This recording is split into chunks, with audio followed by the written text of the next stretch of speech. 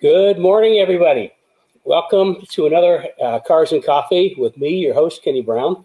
We're over the next hour or so. I will share some of my vast experience and knowledge in the automotive industry and experience I've gained in professional motorsports and answer your questions.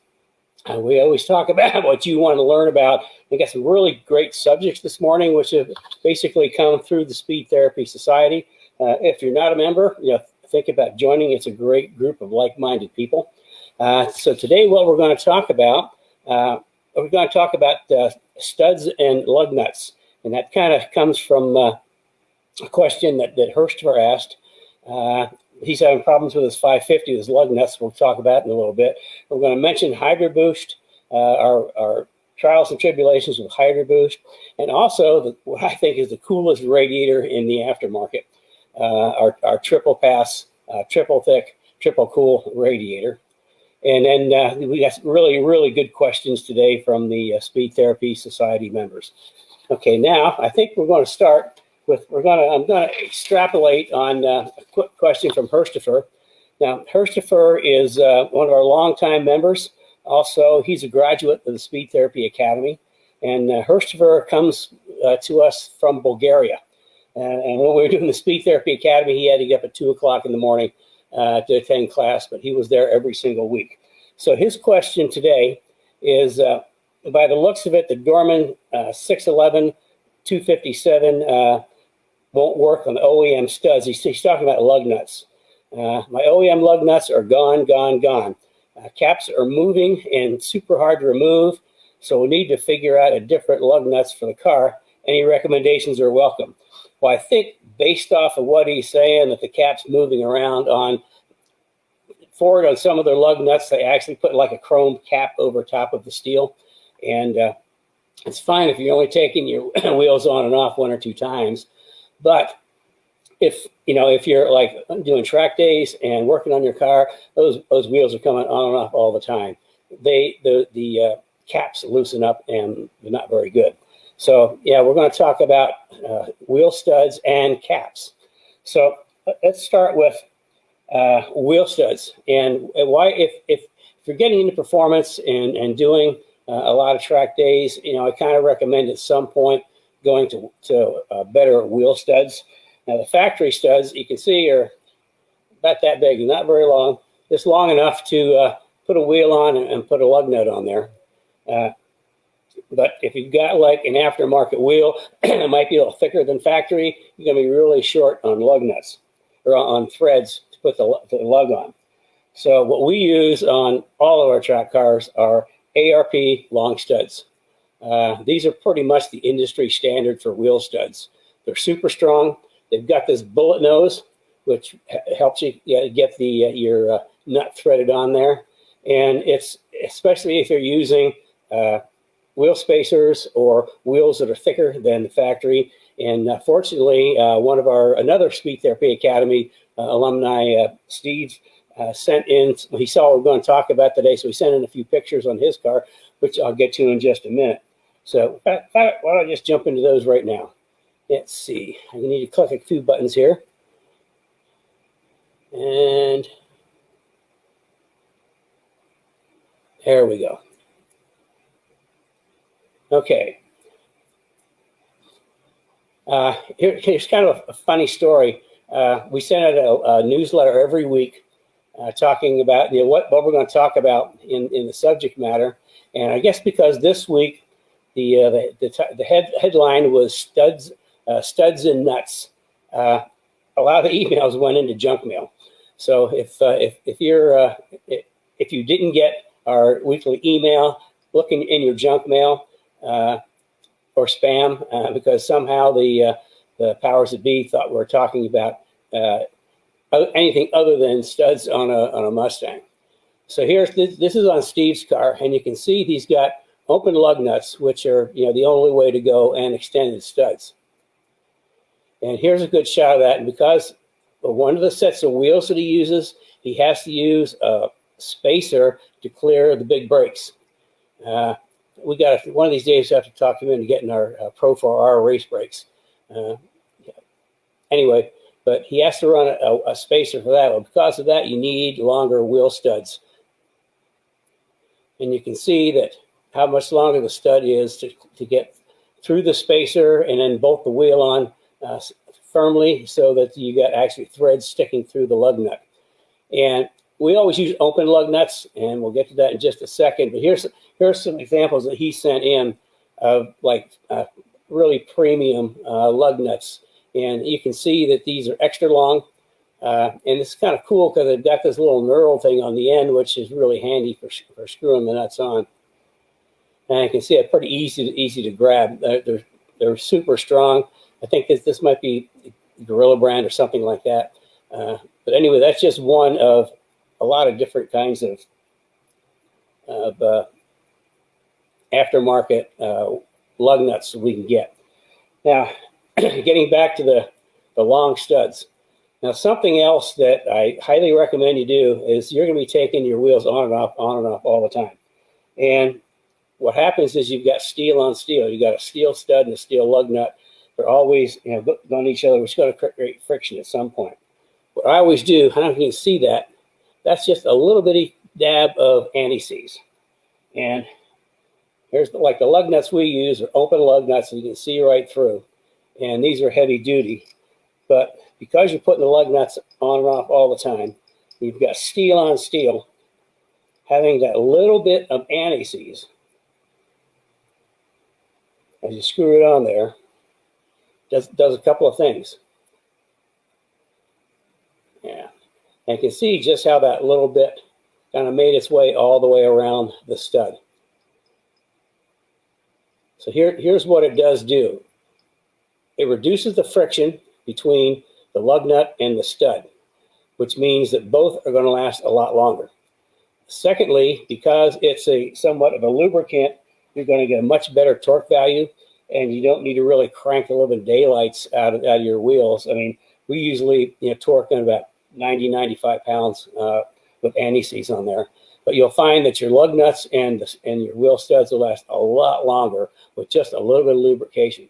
If you don't have anti-seize, just a drop or two of oil will do kind of the same thing. Although I like anti-seize because that's what it's made to do. So that's kind of like we're on studs. And and as far as Hurstifer, we've got a couple different kinds of lug nuts that we can get. The ones that you got from the factory are not open lug nuts. They're kind of sealed on the top. And also, we did a little bit of research, and Ford Racing actually has a kit, a wheel hub with ARP studs and lug nuts that you can buy the whole thing from Ford Performance Parts. That's got the hub. You can see a little picture there. It's got the hub, the studs, and the lug nuts. So Hurstifer just need to get a hold of Rich, and we'll come up with some. There are some good lug nuts for the 550. They're a little different. Most of the regular Ford lug nuts or studs are half by can't remember what, but they're ½ inch, and I think the 550s are 14 mil by 1.5. I think. Anyway, they're a little different size, but we can get lug nuts for those. So moving right along, that takes care of number one. Let's see what is on my list. We got studs. Cool radiator. Coolest radiator in the market. Okay, cooling cars on track is really, really important because cars are engineered around expelling a certain amount of BTUs based off of normal driving or driving in traffic with the air conditioner on in the summertime. They sometimes really fall short when you're on track and just running the real living daylights out of your car. You're creating a lot of heat. That heat has to go somewhere. And oftentimes that your radiator just isn't quite up to the task. Well, we have a solution. In fact, this is a solution. Every one of the cars I built get this triple pass radiator. A number of years ago, we got together with Fluidine and got to peek over the top about doing a radiator that was really superior to anything else that was out there and worked really well. And this is it. It's a triple pass, triple core. And you can see how thick it is. I mean, it's 3 times thicker than most radiators. But the really unique factor is it's called triple pass. Now, a regular radiator is a single pass. You got the hot water coming in the passenger side high, and it goes through the radiator, comes out low on the driver's side. Well, if you look at that here to here, oh, gotta get there. Never mind. From cutting across the radiator, water is going to take the path of least resistance, so it's going to have a tendency to want to go like straight from corner to corner, not necessarily always getting into the corners and exposing the water to air. With the triple pass, what it does, now a long time ago in stock car racing, they started using what's called a double pass, which comes in one side, makes a U-turn, and comes out the other. It's mostly for GM cars because they're just the way they're set up. That works really well. For a Mustang, you couldn't do a double pass because everything's on opposite corners. So we came up with a triple pass. So what triple pass means is it comes in on the passenger side high, goes across the radiator, makes a U-turn, comes back across the radiator, makes another U-turn, and goes back across the radiator again. So there's no dead spots where the coolant is not flowing really well, which means you get a lot more exposure, air to water exchange, heat exchange. The other thing is we use a lot different type of fins. We use a smaller fin. There's more surface area. We actually have 18% more surface area than a normal radiator fin. So that's why they cool really, really well. Now that particular one is for a 550. And the nice thing about them is they're total drop-in, total oil replacement, no modifications or anything. All the brackets and buttons are on there, just drop it right in. We've got them for the 550, S197, and the SN95. A really, really easy upgrade, and it's really good insurance, especially if your car is running hot. We had one of our customers, GT350 up at Road America, was continually running hot, and we put one of these radiators in, and it drops something water temperature, something like 30 degrees. So I mean, they really, really work well. If you've got a supercharged car, absolutely, positively, you need a better radiator. And that's all there is to it, because you're making a lot more heat. Okay, so we talked about the Cool Radiator, the triple pass. We got some really good questions. Let's kind of move on to the questions. And we've got some questions from some new members, which I'd like to welcome you. Looks like Rob, Tim, Maggie, and Dylan have sent some questions in. And if you haven't been with us for a while, just joining us, you're a new member, again, welcome. Obviously, my name is Kenny Brown. And the reason we started this, Kerry talked me into this more than a year ago, is to kind of like get real information to people. And we started with just answering a couple of questions that's really grown and expanded. But I started this because the information that I see on the internet or what people talk about in the paddock are just, some of it is so wrong and so far off. I tell people the two worst places to get information about your car is the internet and the paddock. So, I mean, I've got, I don't know everything, but, for doing this for like 50 years and, won 7 national championships, racing Mustangs and in SCCA Pro Racing. Plus, I worked on teams at Daytona 500, Indy 500. I mean, I've done a lot. So I don't know everything, but what I do know, I like to share. If you haven't been with me for a while, I do artwork. This is Jimmy Clark at Zolder, and Formula One's going to be at Zolder this year in the beginning of September. I can't wait to see that. And of course, my toolbox. That toolbox has been with me for over 40 years, and it's been just about every major racetrack in North America. So it's got some real miles, and I still use it every day. So anyway, let's get to our questions. Let's see. Okay, Omar has a question, and it also tags into part of Maggie's question. He wants to know the 3-link versus 4-link suspension for a Mustang for road racing. What are my thoughts on what are the pros and cons of both? Well, both are good. It depends on what kind of a 3-link is pretty much like S197. That's a great suspension, easy to work with, easy to make good geometry. Depending on the 4-link, if it's like an SN95 4-link, it's not that good because, again, the geometry is everything. That's what makes my car so really handle like like nothing else, because I have been focusing on suspension geometry for years, and I've got it really worked out for Mustangs. But anyway, so I thought that would be a real good subject for next week. We'll talk about rear suspension geometry. So look, next week we're going to dive into that a little bit more. But it doesn't 3-link or 4-link. I mean, they'll both work fine. It boils down to geometry. Let's see. Okay, Rob wants to know about bump steer for a road course. What are my thoughts?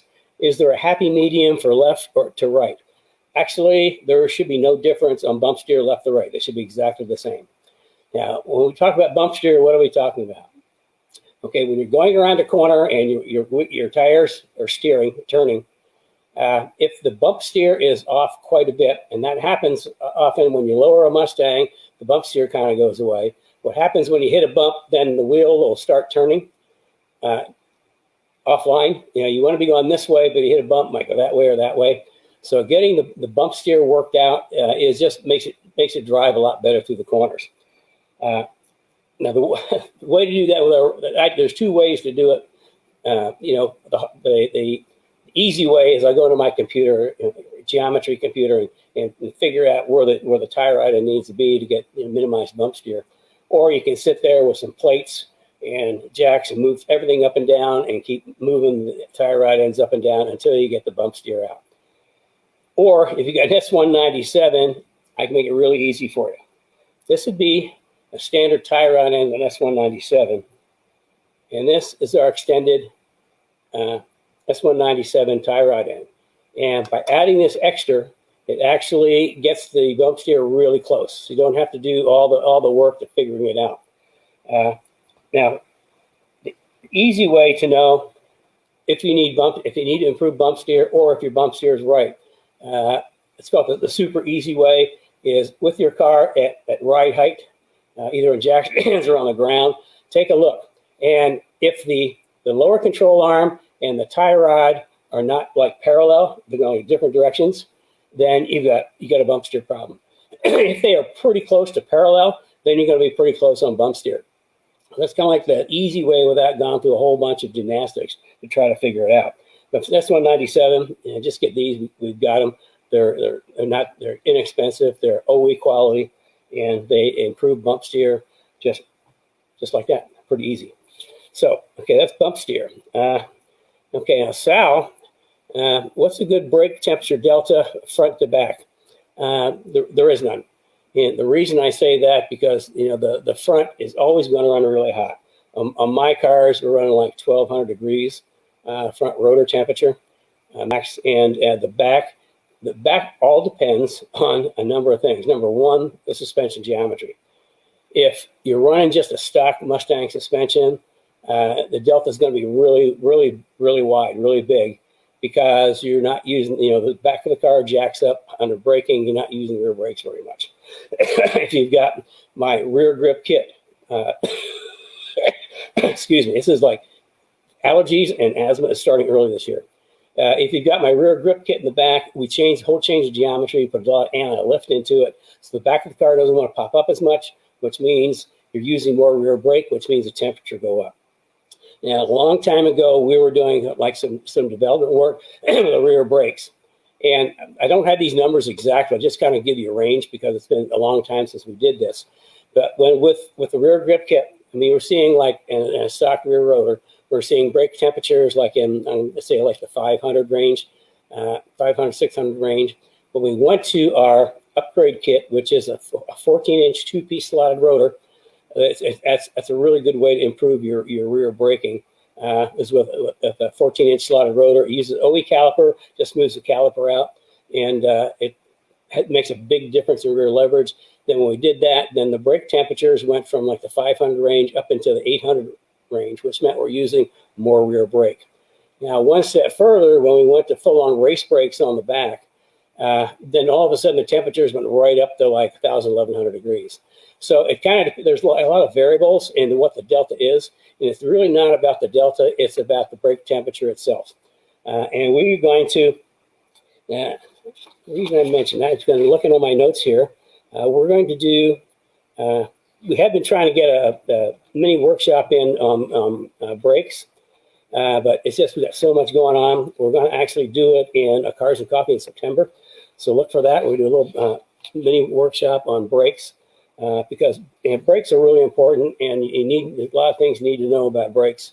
But anyway, temperature, the delta, it depends. You know, if you got a stock rear suspension and a stock rotor, it's going to be pretty wide. If you got to a bigger rotor, it's going to narrow. If you go to a rear grip kit, it's going to narrow even more. And if you go to a full-on race brake, it'll narrow even more. And one thing I throw in here with the Mustangs and the 8.8 rear axle, it's definitely not recommended to put a big brake kit on the back without modifying the rear axle. And the reason being is that it's got it's called a C-clip, which means the axles go in, they're held in place with little C-clips. But because of that, there's a little bit of axle movement, not a lot, but just a little. And if you were to put like a big brake kit on there, the calipers are hard mounted, the rotors are hard mounted, and what happens is you go around corners, the axle will just move in and out a little bit and push the rear brake pads out. And it's called brake knockback. And what happens is next time you go through a little windy bit, next time you go to hit the brakes, brake pedal will go to the floor, and you got to pump it back up because it's knocked the brake pads back. So we've got a couple remedies for that. One of it is putting like 9-inch rear axles on the back, which are firm mounted, they don't move. But you got to be really careful trying to put race brakes on an 8.8 without making adjustments to the C-clips. And you absolutely cannot run C-clip eliminators like drag racing guys do. But anyway, the easier way to upgrade your rear brakes is with our 14-inch two-piece slotted rear rotors. Makes a huge difference, especially if you've got a rear grip kit. And what's going to lead me into, that'll come up next week when we talk about suspensions. Let's see. And then Tim said he had his first track day coming up at Pitt, and Kerry said there was a lot of chatter back and forth and people recommending some things, but I don't know if anybody said brake pads. Brake pads are ultra super important if you're going to the track. I tell people street pads for the street, track pads for the track, and never the twain shall meet, because your operating temperature on the street is way less than operating temperature on the track. In brake pad compounds, there's 3 elements to it. It's heat, friction, and wear. And you take like a street pad that's designed to run under 500 degrees, and you go on track and you have 800-900 degrees, all of a sudden the friction will go down and your wear will go up. And I've seen too many times, I've seen people show up for the first track day with stock brakes, and some of them don't even make it through the morning before they burn their brakes up, or you're going down straight away, they can't stop, they run off the track. So I mean, brake pads are super important. And I know there's a lot of people that try to get away with like high performance street brake pads. Well, if it's your first time, maybe you might get by with it if you're not really using the brakes. But you start using the brakes, it's not going to work, because they only go up, the compounds only go up to about 800 degrees. And like I say, my cars, I'm running 1200 degrees of rotor temperature. And I need a brake pad that's going to be the medium operating range has got to be somewhere in the middle. And the pads, I use a 400 to 1600 like in a Hawk, or the newer pads that we're using, I'm really, really happy with. The G-Locks, I'll get something that's like 1800 degrees and starts at 200 degrees. So it's a really broad range. And we can actually get those brake pads pre-bedded. You don't have to waste a whole session. We'll talk about brake pads and bedding in our brake. We'll do a little mini brake seminar. Let's see what else we got. Okay, here's Maggie. Oh, by the way, if you're just joining us, Kerry isn't here to remind me. If you're just joining us, I'm Kenny Brown. This is Cars and Coffee, where I try to share my many years of experience in building cars and building really great cars and professional motorsports. And we're answering questions from the Speed Therapy Society. If you've got questions right now, you can send them in the comments, and I will answer them in the end. Do the best I can. If I know the answer, I'll tell you. If I don't know the answer, I'm not going to blow smoke. I just don't do that. You go on the internet and there's so much smoke you can't even see anything. So anyway, let's say Maggie. It's a kind of good question. She said, offset struts, coilovers for larger wheel fitment on the S197, yes or no? Torque arm versus third mount. I'm guessing she's talking about like a 3-link. And we'll talk about that next week. And those have been with me for a while, and especially those who have been through the academy know I do not have a very high opinion of torque arms. My personal opinion is torque arms for people that do not understand rear suspension geometry. We'll get into that a little bit. And like in the Speed Therapy Academy, we spend 2 weeks talking about suspension geometry, and I share a lot of my secrets. In fact, when we do the academy, every week there's a PowerPoint presentation, and we go through, and that's available to the people taking the academy. In the resource section, they can go back and reference again. They can print it off. The only segment that is not available to print off is when I talk about geometry, because that's something that's pretty special. And those who have been through the academy can attest to that. So anyway, we'll talk about that next week. The rest of it is APEC EC7 18 by 10. Can I fit 305s with on the rims, all 4 corners with stock struts? Okay, that's another good question. If not, can I use the strange single adjustable for 2007 Shelby GT500 for tire fitment? Do I need camber bolts with coilovers? There's a lot of questions there. Let me start with the 18 by 10 and 305s. I would not recommend putting a 305 on an 18 by 10. To give you an idea, wheels versus tire sizes. I mean, there's an optimum size for a tire on a wheel, which gives it your perfect surface for flat on the ground. But then also tires will have like a minimum and maximum wheel width that you can run. To give you an idea, 275 is a 9.5-inch wheel. 285 is a 10-inch wheel. 295 is 10.5, and 305 is an 11. Now, some 305s will run on a 10-inch wheel, but think about it, if it's designed to run on 11 to 11.5, what you're doing is you're pulling those sides in, which means you're starting to curve the outside, not getting a real good footprint. What I would kind of recommend if you're going to get the Apex, I'd get like the 18. Actually, I prefer 19s. There's a lot more better track tire selections in 19s than 18s. It's really, the selection of 305s and 18s is pretty thin. But on all my cars, I'll tell you how I set up my cars, even the GT500s, all of them, is 18 by 10 front with either a 285 or 295, depending on the application, 285/35, and 18 by 11 rear with a 305. That seems to work really, really well. And that's something I'd suggest you take a look at. And if you want to run a square setup all the way around, our square setup is 19 by 10 with 285/35 in all 4 corners. Although the GT500, I'd recommend if you could to run a little bigger wheel and tire on the back, just because you got so much torque, it's hard to get it down. And with all that torque, you need a rear grip kit. We'll talk about that next week. Let's see. The other thing is KB specs strange single adjustables. Well, the strange, my KB specs strange are actually double adjustable on the front. That's the only way we can get them. And as far as an offset, I think our JRZ struts are offset a little bit, and JRZ uses a 2.25-inch spring, so it's a little narrow on diameter than the 2.5. But with a 18 by 10 285, you're not going to have a problem. So anywhere then, as far as camber bolts, that just kind of depends, on how much camber you need.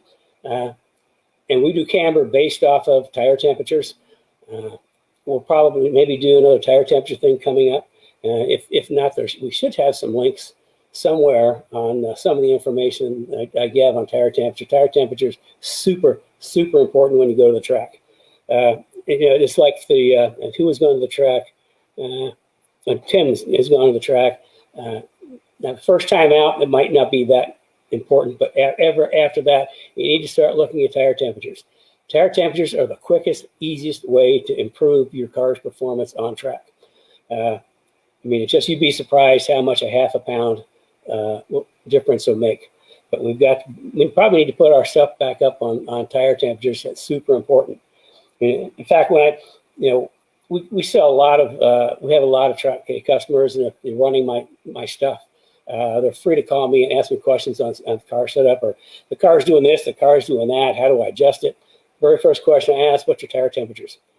Because that'll tell me a lot, because I don't make any adjustments on my cars at the track until after I've got the tire pressures dialed in. My process is in the first session, I get the tire pressures right, then I work on camber, and then after that, then I'll look at additional adjustments, whether it be sway bar or shocks or whatever.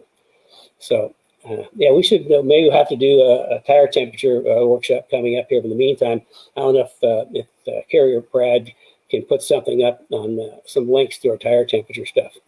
Okay, let's see. We got pump steer, 3-link, and torque arm. That's going to be, we're going to talk about that next week. And then, Alessandro, I don't know if you're here today, Alessandro. You got a question, it was last week or the week before, about you're having problems in corners. Oh, yeah, there's another good thing. You want more information, set up a 15-minute consult with me. There should be a link. Anybody that's done it has come away just blown away at the information I can share with them.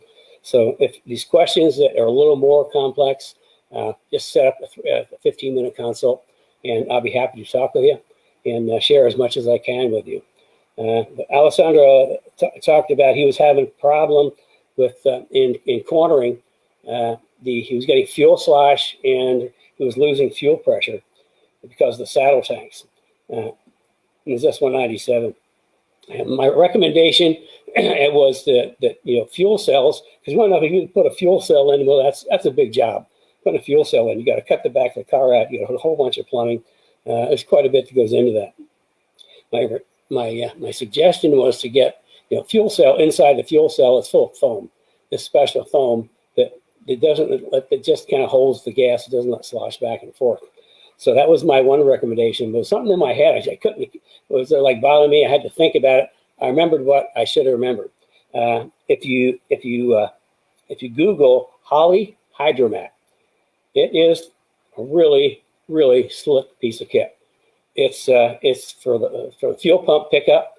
It's just a mat, and it doesn't even have to be. All it has to do is one teeny bit touching the gas and keep fuel pressure. In the demonstration on the video online, they actually hold the fuel pump up out of the liquid, so the mat's dripping down, and it still pumps. So it's that's something else you might take a look at, putting a Holley Hydromat in there. It must be some sort of really, really strange black art technology, but I don't know how it works, but it's pretty darn cool. So we got through everything. We've got through the suspension next week, bump steer, brake temperature. We're going to do a brake workshop in September. Let's see, first track day. Tim, brake pad's really important, and also start learning about tire temperatures. And then Maggie, we kind of covered her. Let's see, you don't need camber bolts if you can't get enough camber in the top. Camber you adjust based off of tire temperatures. We'll have to Kenny, I think that Maggie should probably attend your Transform Your Driving Experience workshop that's coming up later this month.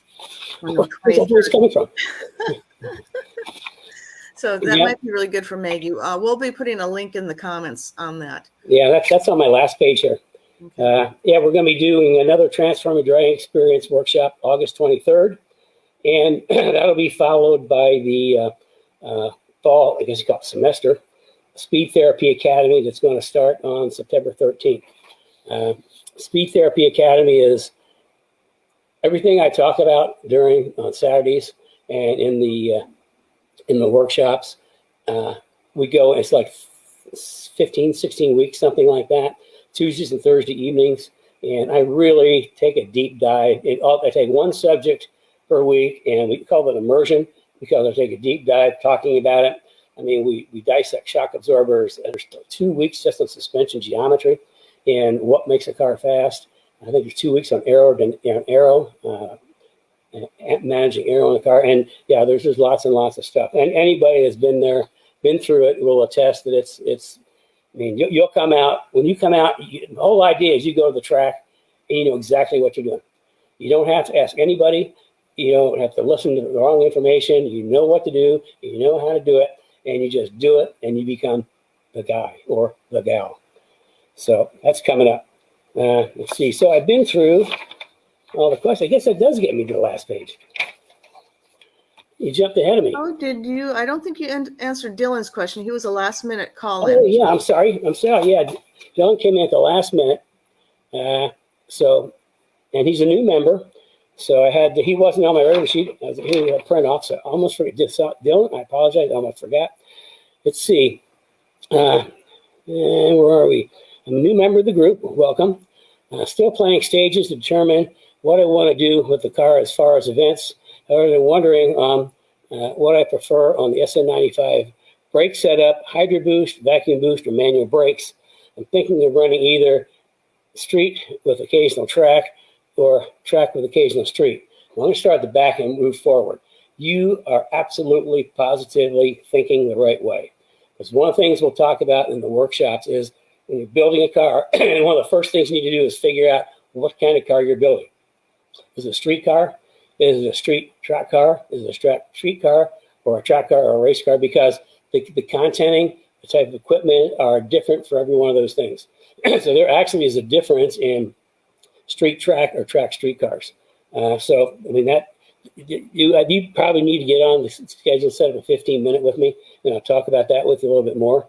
But the subject of hydro boost, vacuum boost, or manual brakes. Okay, vacuum boost has been around since forever, and everybody's seen a great big vacuum canister on brakes for vacuum power brakes. When an SN95, before it came out with the 4-valve, it was so wide, there was not enough room for a traditional power brake setup. So we went to something called Hydro Boost, which has actually been in the industry for a long time.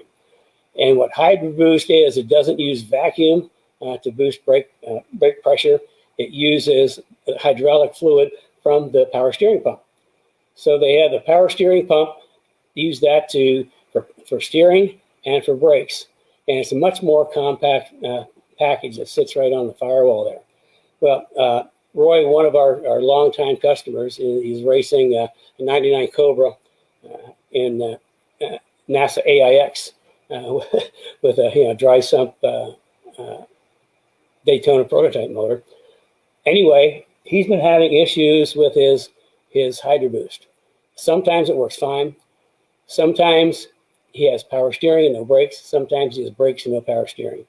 Well, and we finally got to the point where this can't be. So right now I'm in the process. I thought I had more information for you today, but I don't. We're converting it to manual brakes.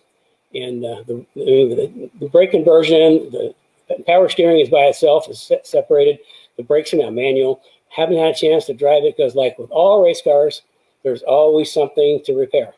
And we found a small oil leak, and nothing on a race car is small because one thing led to another, and actually we're having to redo the three scabbing hoses on the dry sump. And what that is, with the dry sump, there's no oil in the pan. There's the 4-stage pump, and 3 of those stages are scabbings that actually suck all the oil out of the pan, put it back to the oil tank. The oil tank puts it in the pressure side of the pump, and then it goes into the motor. So you always have oil pressure no matter what.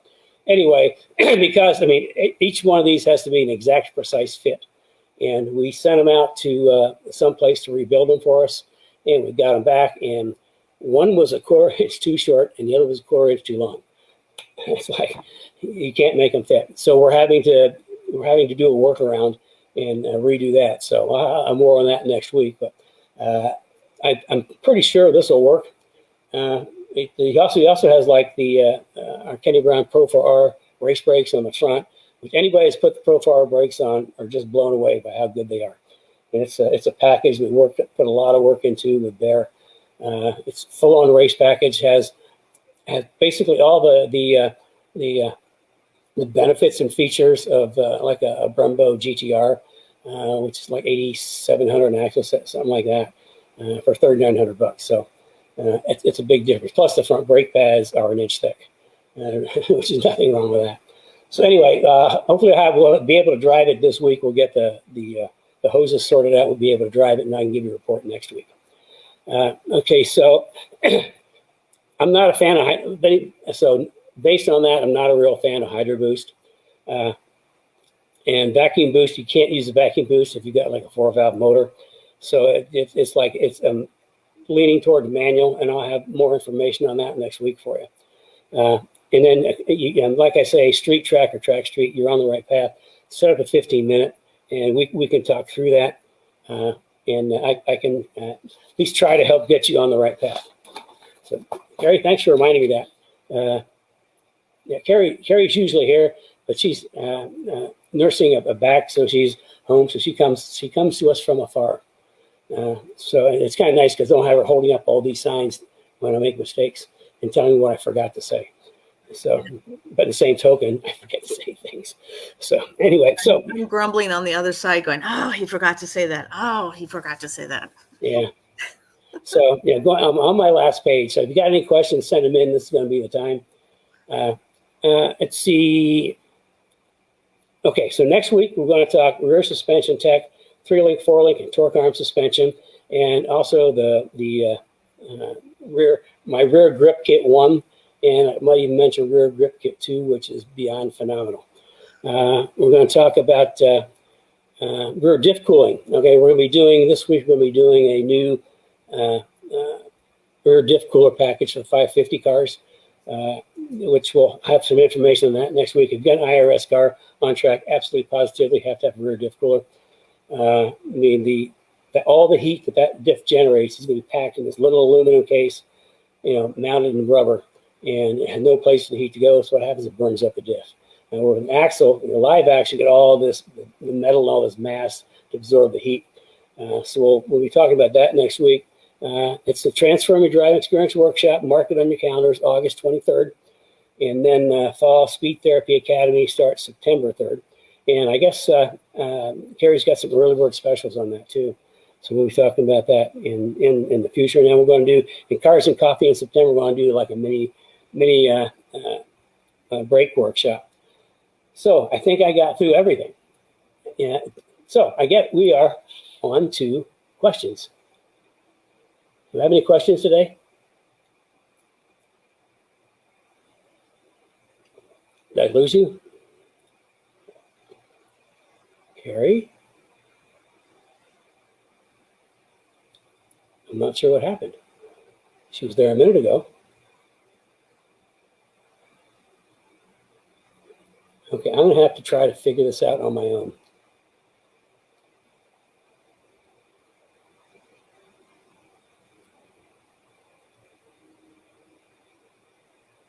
Okay. Let's see.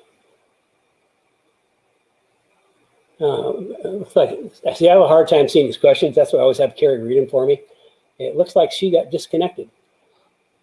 Let's see. Will 99 Cobra still have ABS? Actually, no. The reason is because through all this hullabaloo between the Hydro Boost, brake steering, he actually eliminated ABS, thinking that might be a problem. So it's going to be straight manual. So we're putting a brake bias adjuster in the cockpit for him. Trying to see, I don't see all these, which makes it kind of hard for me.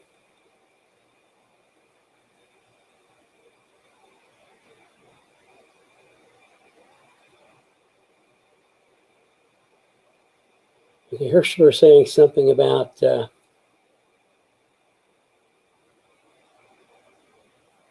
I do that?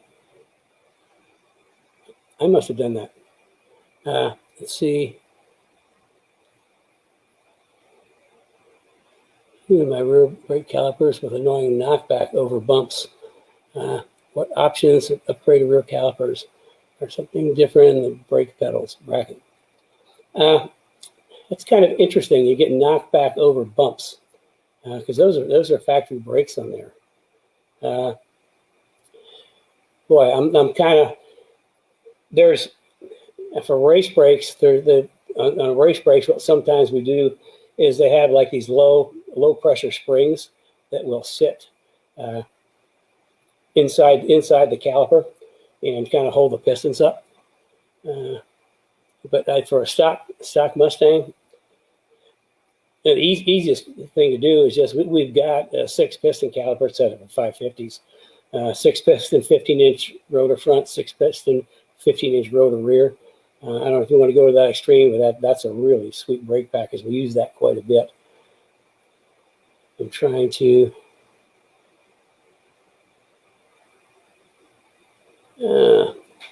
I just don't know what happened to my support staff here.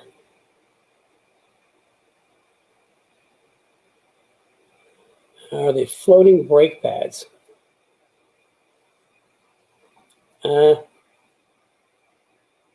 Most, I'm not sure what it means by that, but most brake pads, well, OE brake pads sometimes have little brackets behind them, not brackets, little metal things behind them. But I don't know that. Boy, this is really turning. This is tough for me. I'm not used to doing this, and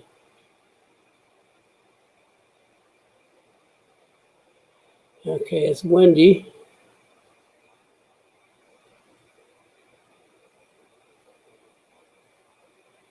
Yeah, so there you go. Wendy's kind of confirming, you know, what I said, either lose your brake pads, you got no brakes to drive home.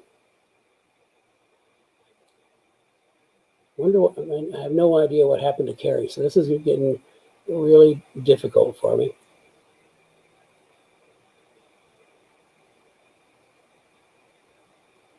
Okay, Chris is saying he gets 900 degrees with his rear grip kit on track, which is it's pretty good temperature.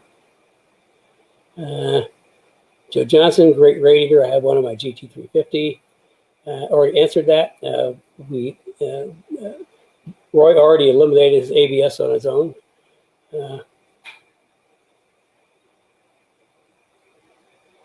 Okay. As you can see, I'm really struggling here, but I'm keeping my cool. Yeah, a friend who.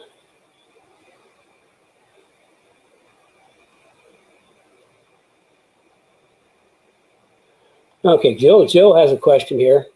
There it is. I have a friend who would like to know the equation to use to determine the spring rate difference on coilovers versus springs on a control arm. I don't know what kind of spring he has. Okay, that's something actually we go over in the academy, as you know, we're talking about springs and shocks. And there's something called motion ratio. And the motion ratio is, you know, when you've got a strut, you know, the strut's out here and you got a spring on there, you know what that spring rate is. When you've got a spring on the control arm, it's not at the end, it's in the middle. So there's something called a motion ratio. It's basically you take the distance from the inner point of the control arm and the outer point, and measure where the spring is, the inner point, and you divide the outer into the inner, and you get a percentage. And that tells you percentage of the motion ratio. Example on the rear of an S197, because we've got a lot of people that have gone up in rear spring rate for the new rear grip kit too, with the K-link going way up on spring rate. They've got coil on axle. So the formula for the rear end is strut versus axle is the multiplication of 1.38. So that's the motion ratio difference. So if you're looking for, you take the spring that's on the axle and you multiply it by, divide it by 1.38, it tells you what it would be on the strut. You take a strut and multiply it by 1.38, it tells you what it should be on the axle. So that's something that we go into in a little more depth in the Speed Therapy Academy. Well, I'm having a hard time here.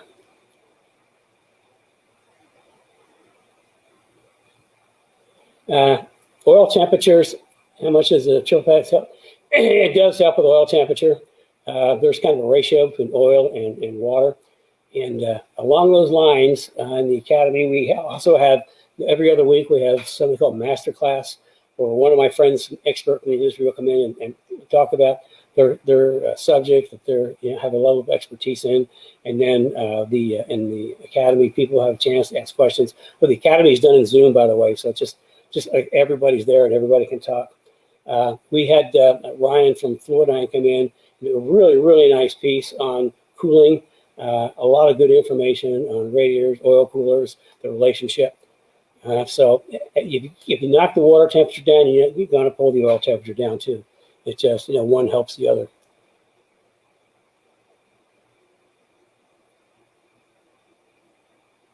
Well, I'm having a real problem here. I think any of the questions that I can't see or can't get to. Let's see, also profile brakes. Will they work with 18-inch wheels? Yes. That's what Roy's run his car. He's got the profile brakes and he's got 18-inch wheels. As far as working with the wheels, it depends on the wheel itself. If the wheels are built for big brakes, not a problem. If they're not, you have to check, and we do have templates. You can download a template that will look something like this.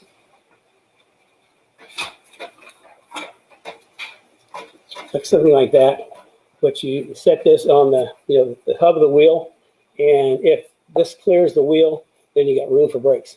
If it doesn't, then you might need to do something else. So sometimes you have to add a spacer or something like that. But that's like one of the templates that we have, and you can see if before you buy the brakes, make sure the brakes clear your wheels. So, okay. Well, I'm kind of running out of things to do here without my trusty sidekick. I saw something pop back on. I don't know. There's a picture. Is there a voice with that picture? Hello? Hello. What happened? Did you lose a connection?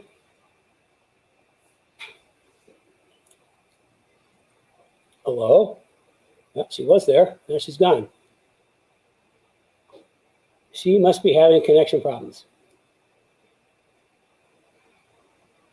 Her computer is dead. Oh. Well, that explains it. That's what those little things that plug into the side, that kind of helps prevent that. So,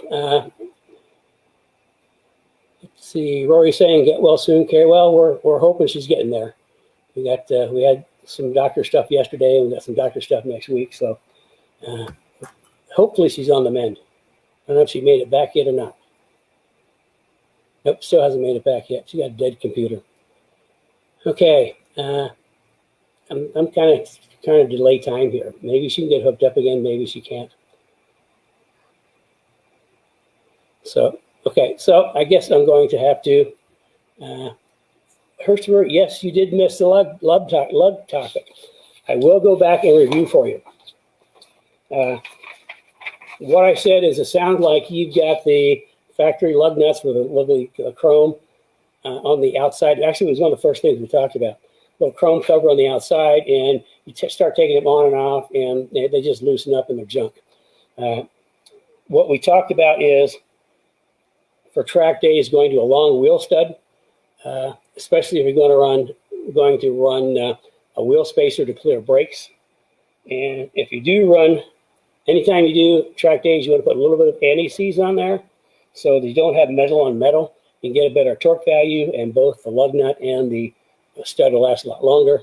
And we talked about open-end lug nuts, and actually we can get lug nuts, good lug nuts, open-end lug nuts for the 550 cars. And I also mentioned there's Ford Performance has a Mustang wheel hub kit that has ARP studs and open lug nuts. You can get them right from Ford Performance. It's a whole package, the whole bearing pack with studs and lug nuts. But yeah, let's see. I don't know if I can pull up the thing that Steve Calistini sent in. I still can pull that up. Yeah, okay. Yeah, because Steve sent, and Herschel knows Steve. Herschel was in the academy along with Steve. Steve said we're going to talk about, so he sent this in for his car. As you can see, he's got the open lug nuts on there. And he's running the long studs because he's got a spacer to clear the brakes. One set of wheels that he uses won't clear the brakes, so he's using a spacer. And you can see the long wheel studs in the spacer. And this is something that he sent in. This is one brand of open lug nuts. I don't know if they're Magard or Gorilla or something like that, but there's there's a number of different really good open lug nuts that we can get. And we did find some for the 550 cars. This design you use like a regular socket, and it's got this knurled section, so you can just very easily grab it and turn it on. But also, what we found is, let's see, I'm going to click here for me. There's also what we found are some lug nuts that actually, instead of like a hex for a socket, they actually are splined, which probably is way more positive. Instead of having hex, you got splines, just slides right on, super locking permanent. So yeah, we can come up with better lug nuts for you. So there's a couple different options. The Ford Performance hub set with long studs and nuts, or we can get some open lug nuts, performance grade, that'll be a lot better than the ones that you've got on the car right now. And of course, don't forget that a little bit of anti-seize. It just makes all the difference in the world. Okay, I guess we've lost Carrie permanently, so I'm going to have to wrap this. I'm here. You have no idea what you just did to me for the last 15 minutes. It looks like Brad filled in fine. My computer died. I had moved it to the recovery room and was actually laying down on the job doing this, and my battery went dead. So just for a little more information that you don't need to know, but now all of a sudden your voice is coming through our main screen TV and not through my computer. So I had to move stations. But anyway, so I'm in the living room now, guys, everyone. So how did you do? Well, I fumbled. I tried to see questions. I really don't see questions very good. And I fumbled. And I tried to see questions again. I fumbled some more. I tried to kill time. Kept calling your name. So I don't know if I've got to all the questions or not. As you know, I don't always see all the questions on my screen. So Brad, why don't you just put up a yes or no if you got to all the questions? Well, I'll take that. Maybe a little exaggerated, but I'll take it anyway. So. Okay, well, this is the last call. If Kenny didn't answer your question, why don't you add it to the chat right now, and then we'll ask it. So it takes him about half a minute to get your question. So again, if he didn't answer your question, just let us know. And we always have fun on the show. I don't think it was much fun for you though, was it, Ken? Hey, I kept my cool. I'm cool. I just kept my cool. I was doing good. I was fumbling, but I was fumbling in a cool and calm way. So that was fun. It's just backtracking. We welcome all our new people. I hope I got your questions answered. If you have more questions, send them in. Or, the 15-minute consult. I strongly recommend that if you really want to know more. There's a lot of things I can't really, get into very deeply in just like a couple of minutes in Cars and Coffee. That's why we do the 15-minute consults. Because really, my whole object of this is give you like real quality information based off of experience, not what I heard from this guy or read somewhere else. So, and I hope I've helped you out. So if you've got more questions, send them in. Or like I say, guys like Dylan, you sign yourself up for a 15-minute consult, and we'll talk more about that. But you're already thinking in the right way. So I applaud you for that. And then Rob and Tim and Maggie, glad you could join us. And Maggie, part of your question is going to get, hope I answered your question. Again, if you got more, it's like a 15-minute. But next week, we'll get into the 3-link, 4-link torque arms. And I can't get too deep into the geometry because that's part of the Speed Therapy Academy. But we'll kind of glaze across the top and kind of talk about the differences between the 3 suspensions. And why, right now, my preference, the S197 with the 3-link is, it's just such an easy suspension to create really good rear suspension geometry. Anybody that's put my rear grip kit on, rear grip kit 1, which is with the rear roll center lowering kit, that just blows them away. And anybody that's put on the new rear grip kit 2 with my patent pending K-link rear suspension, which is phenomenal. We've got people putting that on and not taking off tenths of a second on their lap time, but taking off full seconds, and a lot of them. I think David out in the West Coast has a Boss 302S, and at I don't know what it's called now, Sears Point, Sonoma, they keep changing the name. When I raced there, it was always Sears Point. He's just in the process of getting his license. And the difference between the Ford Racing suspension on the Boss 302S and my AGS 4.5 suspension, and that was the whole thing. He got the JRZ RS Pros, the double adjustable remote canister, the K-Link in the back. The difference was he improved his lap time by 8 seconds. So then the Steve Calistini, I think, from rear grip 1 to rear grip 2, picked up another 4 seconds on his lap time. So, when it comes to Mustang suspensions, look no further. I mean, if you really want to make your car handle, and we'll get into more of that next weekend. So, any late questions come in? Yeah, Kenny. Brian West said we missed one of the break questions. It was about knockback. And it was on Hurstifer's car, so it was an S550. I said, Hurstifer's car, he said he got knocked back over the bumps. And I'm never really experienced that with an OE brake package. Like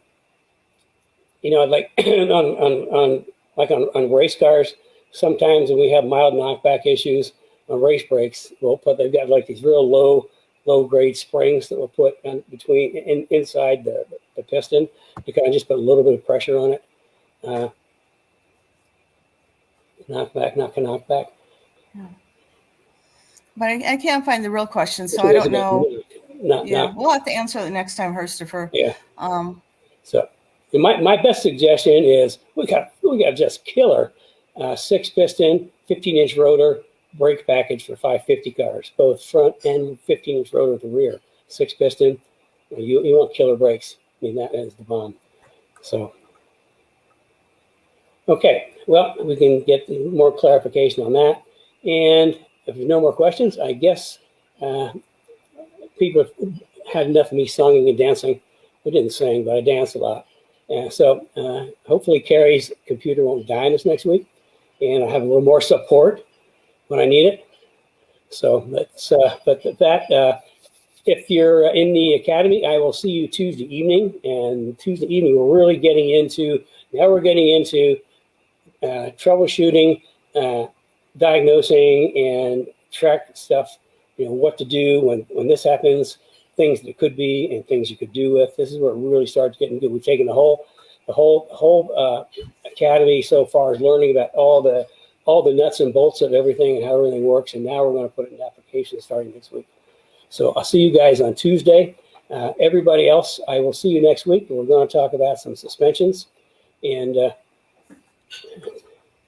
I talk about rear suspension, and I can't get into geometry too deeply because, like I say, I spent years working out the best geometry for Mustangs, and geometry is all about how much tire you put on the ground at all times during all driving events, and it's that simple.